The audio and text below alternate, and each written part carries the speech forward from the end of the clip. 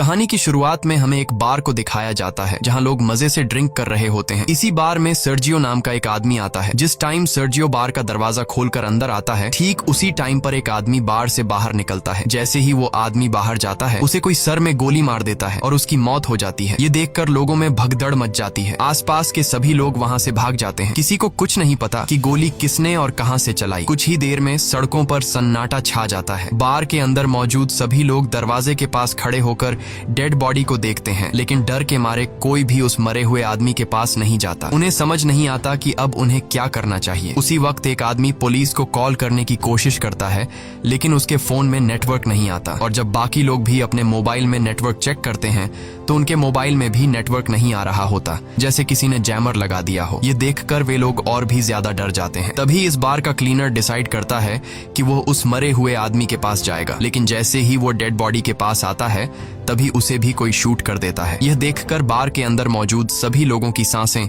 गले में अटक जाती हैं और डर के मारे जमीन पर लेट जाते हैं ताकि स्नाइपर उन्हें शूट न कर सके। सभी को एक बात समझ आ जाती है कि बार से बाहर जाने का मतलब अपनी मौत को बुलाना है। वे लोग टीवी ऑन करते हैं ताकि उन्हें पता चल सके कि आखिर यहाँ क्या चल रहा है, लेकिन इस हादसे के बारे में टीवी पर कोई खबर नहीं चल रही होती। वो लोग परेशान हो जाते हैं कि मैड्रिड जैसे बड़े शहर के बीचों बीच 2 लोगों को सड़क पर गोली मार दी गई, लेकिन इसके बारे में टीवी पर कुछ भी नहीं दिखाया जा रहा। जैसे ही उनकी नजर बाहर जाती है तो वहाँ से दोनों लाशें गायब हो चुकी होती हैं और साथ ही उनका खून भी वहाँ से साफ कर दिया गया होता है। सभी को कुछ समझ नहीं आता कि यहाँ क्या हो रहा है। तभी सीटूर कहता है कि मुझे लगता है कि किसी ने हम सबको किडनैप कर लिया है और वो चाहता है कि हम में से कोई भी यहाँ से बाहर ना निकले। तब सर्जियो कहता है कि हो सकता है हम में से कोई एक आतंकवादी हो जिसके पास कोई बॉम्ब हो और सरकार उसे पकड़कर मारना चाहती हो ताकि वो यहाँ से बाहर जाकर पब्लिक प्लेस में ब्लास्ट न कर सके। ये सुनकर एक आदमी जिसका नाम नाचो है, वो चुपके से अपने पैर से एक ब्लैक कलर के बैग को छुपा देता है। ऐसा करते हुए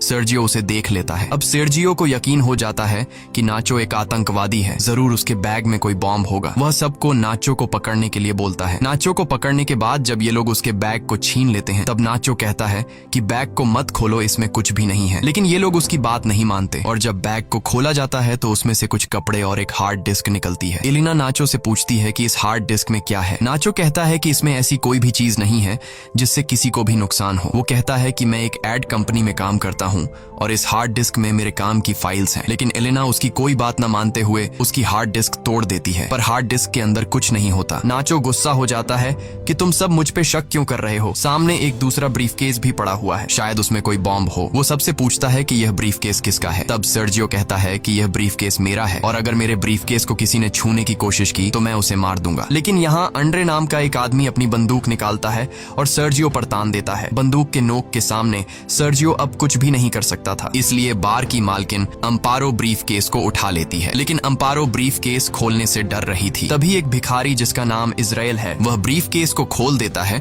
और ब्रीफकेस के अंदर से सारा लेडीज का सामान बाहर निकलता है। सर्जियो कहता है कि मुझे यह सब बेचना पड़ता है और लोगों को मेरे इस काम के बारे में बताने में मुझे शर्म आती है। इससे पहले कि कोई कुछ समझ पाता, उसी वक्त उन्हें बाथरूम से एक अजीब सी आवाज आती है। जब ये लोग वॉशरूम का दरवाजा खोलने की कोशिश करते हैं तो दरवाजा अंदर से लॉक होता है। ये लोग किसी तरह दरवाजा खोलकर बाथरूम में जाते हैं और देखते हैं कि वहाँ पर एक मोटा आदमी पड़ा हुआ है जो कि बेहोश है। दरअसल कहानी की शुरुआत में ये आदमी खांसते खांसते इस वॉशरूम में आया था और तब से वो यहीं पर बेहोश पड़ा है। इस आदमी के पास एक इंजेक्शन भी पड़ा होता है। ये लोग इससे एक नशेड़ी समझकर वहीं पर छोड़ देते हैं। तभी इन लोगों को बाहर से गाड़ियों की आवाज आती है। जैसे ही ये लोग बाहर के गेट के पास जाते हैं तो ये देखते हैं कि बाहर बहुत सारे आर्मी ऑफिसर्स आए हैं जिनके चेहरों पर मास्क लगा हुआ है। आर्मी सोल्जर्स को देखकर ये लोग बहुत खुश हो जाते हैं और मदद के लिए पुकारने लगते हैं। ये सोल्जर्स वहाँ पर बहुत सारे टायर्स का ढेर बनाते हैं और उन टायर्स को जलाकर वहाँ से चले जाते हैं। हालांकि सभी को लग रहा था कि ये हमारी मदद करने आए हैं, लेकिन वो इनकी मदद नहीं करते और वहाँ से चले जाते हैं। कुछ देर बाद टीवी पर न्यूज दिखाई जाती है कि सिटी के एक बहुत बड़े हिस्से में आग लग गई है, इसीलिए उस जगह को सील कर दिया गया है और उस जगह पर अब कोई भी नहीं जा सकता। बार में फंसे लोगों को कुछ समझ नहीं आता कि सरकार झूठ क्यों बोल रही है। ये आग सरकार ने खुद लगाई है, उन्होंने हमें देख भी लिया फिर भी हमें नहीं ले जा रहे। तभी वो आदमी जो बाथरूम के अंदर बेहोश था वो अचानक सबके सामने आ जाता है। उसकी पूरी बॉडी बुरी तरह से फूल गई होती है, साथ ही उसकी आंखें भी सफेद लाइट की तरह चमक रही होती हैं। वो आदमी कहता है कि मेरे पास मत आना और मुझे छूने की कोशिश बिल्कुल भी मत करना। ये कहकर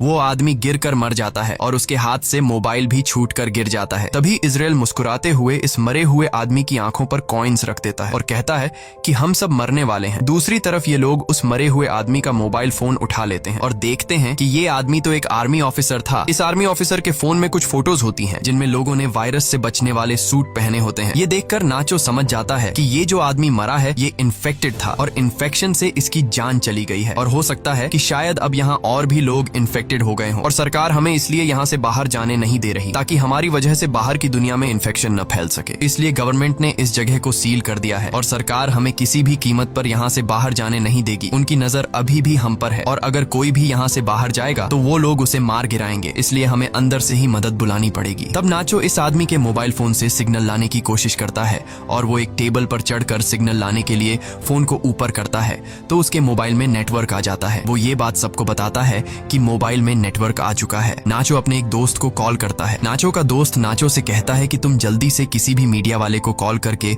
उसे सब कुछ बता दो। लेकिन तभी सेटर भी फोन पर बात करने के लिए टेबल पर चढ़ जाता है और नाचो से मोबाइल छीनकर मदद के लिए चिल्लाने लगता है। लेकिन तभी टेबल पर ज्यादा लोड आने की वजह से टेबल टूट जाता है और उनका कनेक्शन कट जाता है। तब एंड्री दोबारा सिग्नल लाने के लिए नाचो से फोन मांगता है, लेकिन बार की मालकिन अम्पारो उसे रोक देती है और कहती है कि इस फोन को मत छूना क्योंकि ये फोन उस इन्फेक्टेड आदमी का है जो इन्फेक्शन की वजह से मर गया है। ये फोन भी इन्फेक्टेड है और अगर तुमने इस मोबाइल को छू लिया तो तुम भी इन्फेक्टेड हो जाओगे। सर्जियो और एंड्री को बार की मालकिन की ये बात बिल्कुल सही लगती है। अब इसका मतलब नाचो और जिस किसी ने भी इस मोबाइल को या इस आदमी को छू लिया है वो सब के सब इन्फेक्टेड हैं और ऐसा करने वाले इनमें से 5 लोग हैं। अब ये तीनों एक साइड पर खड़े हो जाते हैं और मोबाइल और उस डेड बॉडी को छूने वाले 5 लोग दूसरी साइड पर खड़े हो जाते हैं। तब एलेना कहती है कि हमें पागलपंती नहीं करनी चाहिए। घंटों से हम एक दूसरे के साथ हैं, अगर हमें इन्फेक्टेड होना होता तो अब तक हम इन्फेक्टेड हो जाते। लेकिन एंड्री अपनी बंदूक निकालकर एलेना से कहता है कि मुझसे दूर रहो नहीं तो मैं तुम्हें मार दूंगा। इसके बाद बार की मालकिन सर्जियो और एंड्री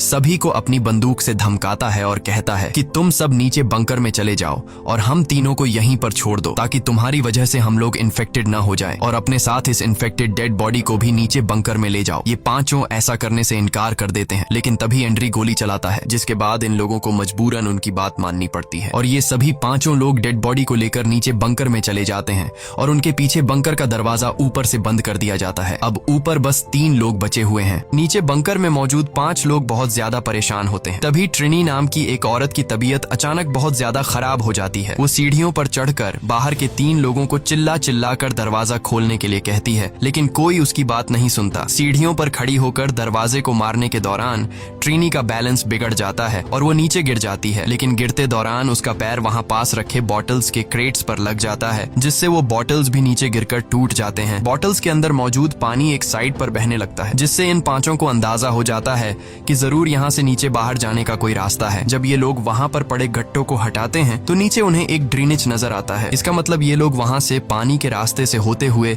वहाँ से बाहर निकल सकते हैं। अब ये लोग सोचते हैं कि यहाँ से बाहर जाएगा कौन। तभी इजराइल ड्रेनेज के जाली को हटा देता है और वो ड्रेनेज के अंदर से होकर यहाँ से बाहर निकलने का फैसला करता है, लेकिन इस ड्रेनेज का रास्ता बहुत तंग था, इसलिए इजराइल अपनी पूरी बॉडी पर ऑयल लगाता है और इस ड्रेनेज से नीचे जाने की कोशिश करता है, लेकिन ड्रेनेज का छेद बहुत ही छोटा था जिससे वो नीचे नहीं जा पा रहा था और इजराइल छेद में फंस जाता है। तभी अचानक इन लोगों को गोलियों के चलने की आवाज आती है और उन्हें ऊपर मौजूद 3 लोगों की चिल्लाने की आवाजें आती हैं। आवाजें सुनकर ये लोग बहुत ज्यादा घबरा जाते हैं। फिर उन्हें ऊपर बार में धुआं दिखाई देता है जिसे देखकर ये लोग समझ जाते हैं कि ऊपर जो 3 लोग थे उन्हें किसी ने मारकर पूरे बार को आग लगा दी है। तब ट्रिनी ऊपर लोगों की स्थिति देखने के लिए ऊपर जाकर बंकर के दरवाजे को खोलने की कोशिश करती है, लेकिन बंकर का दरवाजा बहुत ज्यादा गर्म होता है, इसलिए ट्रिनी के छूते ही उसके हाथ जल जाते हैं और वो चिल्ला पड़ती है, जिसके बाद ये लोग ट्रिनी के हाथों पर पट्टी कर देते हैं जिससे ट्रिनी को थोड़ा सुकून मिल जाता है। वहीं दूसरी तरफ इजराइल अभी भी बुरी तरह से ड्रेनेज में फंसा हुआ होता है। अब वो लोग सब एक साथ मिलकर इजराइल को ड्रेनेज से बाहर निकालते हैं। इसके बाद ये लोग नीचे बैठकर चुपचाप इंतजार करते हैं जब तक ऊपर का मामला शांत न हो जाए। कुछ घंटों बाद आग पूरी तरह से बुझ जाती है और वो लोग ऊपर बार में आने का फैसला करते हैं। ऊपर बार में आने के बाद वो देखते हैं कि बार पूरी तरह से जलकर राख हो चुका है। तभी ये लोग देखते हैं कि कुछ लोग बाहर से इस जगह को बुरी तरह से सील कर रहे हैं। यहाँ एलेना कहती है कि मैं मदद मांगने जा रही हूँ, लेकिन नाचो उसे ऐसा करने से मना कर देता है। वो कहता है कि अगर उन लोगों ने तुम्हें देखा तो वो तुम्हें मार देंगे, इसलिए हमारा फायदा इसमें है कि हम लोग यहाँ पर कुछ दिनों के लिए छिपे रहें और जब ये सारा मामला शांत हो जाए तब हम लोग एक एक करके चुपचाप यहाँ से निकल जाएंगे। नाचो की ये बात सबको सही लगती है। ये लोग बड़ी खामोशी से चुपचाप सब कुछ देखते रहते हैं, क्योंकि अगर किसी को भी पता लग गया कि अंदर अभी भी 5 लोग जिंदा हैं तो इन सबको भी मार दिया जाएगा। तभी यहाँ मोबाइल बजना शुरू हो जाता है। लेकिन अच्छी बात ये थी कि बाहर जो लोग उस जगह को सील कर रहे थे वो लोग वहाँ से जा चुके थे और जिस मोबाइल पर मैसेजेस आ रहे थे वो उस इन्फेक्टेड आदमी का था जो एक आर्मी ऑफिसर था। एलिना उसका फोन उठा लेती है और उसकी व्हाट्सएप चैट्स पढ़ना शुरू कर देती है, जिसमें एक आदमी उस आर्मी ऑफिसर से पूछता है कि क्या वैक्सीन लेने से तुम्हारी तबीयत ठीक हो गई है। उस आदमी ने जवाब दिया, नहीं, मेरी तबीयत बहुत खराब है और मैं किसी बार के वॉशरूम में छिपा हुआ हूँ, तुम मेरे पास आने की कोशिश मत करना। अब एलेना उसकी पुरानी चैट्स पढ़ती है जिसमें उस मरे हुए आदमी ने लिखा होता है कि मेरे पास अभी 4 और इंजेक्शन बचे हैं। ये लोग समझ जाते हैं कि उसके पास जो इंजेक्शन है वही इस वायरस की वैक्सीन है। ये पढ़कर सब लोग खुश हो जाते हैं कि ये वैक्सीन काम कर सकती है, लेकिन फिर भी उनके मन में एक डाउट आता है कि अगर उस आदमी ने वैक्सीन ली थी तो उसकी मौत कैसे हो गई। तब ये लोग उस आदमी की ओर पुरानी चैट्स पढ़ने लगते हैं और उन्हें पता लगता है कि वो आदमी कई दिन पहले से बीमार था, इसलिए वैक्सीन इंजेक्शन ने उस पर असर नहीं दिखाया और वो मारा गया। इसके बाद अचानक उस फोन पर किसी का कॉल आता है, पर उससे पहले कि नाचो उसे उठा पाता, मोबाइल की बैटरी डेड हो जाती है। अब ये लोग किसी न किसी तरह से मोबाइल को चार्ज करने की कोशिश करते हैं। नाचो को वहाँ गन मिल जाती है जिसे वो चुपचाप उठा लेता है। वहीं एलेना कहती है कि उस आदमी ने चैट्स में ये लिखा था कि मेरे पास 4 और बची है, तो क्यों ना हम उन 4 वैक्सीन को ढूंढें। जिसके बाद ये लोग वापस नीचे बंकर में आते हैं और उस डेड बॉडी की चेकिंग करने लग जाते हैं, लेकिन उन्हें वहाँ पर कोई वैक्सीन नहीं मिलती। तभी उन्हें याद आता है कि ये आदमी सबसे पहले वॉशरूम गया था। जब ये लोग वॉशरूम पहुंचते हैं तो वहाँ पहले से इजराइल वैक्सीन को हाथ में लेकर बैठा था। नाचो और बाकी सब इजराइल को बहकाने की कोशिश करते हैं और कहते हैं कि वैक्सीन हमें दे दो, पर इजराइल कहता है कि तुम लोग 5 हो और वैक्सीन 4। अगर मैंने तुम लोगों को वैक्सीन दे दी तो तुम लोग मुझे मेरे हिस्से का एक वैक्सीन नहीं दोगे, क्योंकि मैं एक भिखारी हूँ और तुम लोगों को मेरी जिंदगी की कोई अहमियत नहीं है। इसलिए इजराइल सबसे पहले एक इंजेक्शन निकालकर अपने आप को इंजेक्ट करने लगता है। तभी नाचो उस पर अपनी बंदूक तान देता है, लेकिन इजराइल फिर भी वैक्सीन अपने शरीर में इंजेक्ट कर लेता है, जिसके बाद नाचो और इजराइल के बीच हाथापाई शुरू हो जाती है। इजराइल नाचो पर हावी हो जाता है और उसकी गन को छीन लेता है। इसी हाथापाई के दौरान वैक्सीन इजराइल के हाथ से छूटकर नीचे बंकर में गिर जाती है। ट्रिनी जल्दी से बंकर में जाकर वैक्सीन को उठा लेती है। वैक्सीन को हाथों में लेकर वो बहुत खुश होती है, लेकिन उसके हाथ पर पटिया होने की वजह से वह वैक्सीन को सही से पकड़ नहीं पाती और तभी उसके हाथ से वैक्सीन छूट जाती है और नीचे नाले में गिर जाती है। अब ये लोग दोबारा परेशान हो जाते हैं और सोचते हैं कि हम में से किसी न किसी को तो नीचे जाना पड़ेगा। इन सब में से एलेना सबसे पतली होती है, इसलिए ये लोग उससे पूछते हैं कि क्या तुम अंदर जाकर उन वैक्सीन को ला सकती हो। पहले तो एलेना मना कर देती है, लेकिन फिर बाद में वह मान जाती है। जिसके बाद एलेना की बॉडी पर ऑयल लगाया जाता है और उसे उस छोटे से छेद के अंदर जबरदस्ती धकेलने लगते हैं। बड़ी ही मशक्कत के बाद वो नीचे नाले में गिर जाती है। काफी देर तक नाले के पानी में ढूंढने के बाद आखिरकार एलेना को वैक्सीन मिल जाती है और वह पानी से बाहर आ जाती है। तभी नाचो एलेना की तरफ नीचे एक तार फेंकता है और नाचो उससे कहता है कि तुम वैक्सीन को इस तार से बांध लो और फिर मैं इन वैक्सीन को ऊपर ले आऊंगा। लेकिन एलेना साफ साफ मना कर देती है, क्योंकि वो जानती है ऊपर 3 लोग हैं और वैक्सीन भी सिर्फ 3 ही बची है। वह कहती है कि अगर मैंने तुम लोगों को वैक्सीन दे दी तो तुम लोग वैक्सीन का इस्तेमाल कर लोगे और मुझे बिना वैक्सीन के यहीं पर छोड़ दोगे। एलेना सबसे कहती है कि अगर तुम्हें वैक्सीन चाहिए तो तुम लोगों को नीचे आना पड़ेगा। मैं अभी इस वैक्सीन का इस्तेमाल नहीं करूंगी और अपने पास संभाल कर रखूंगी।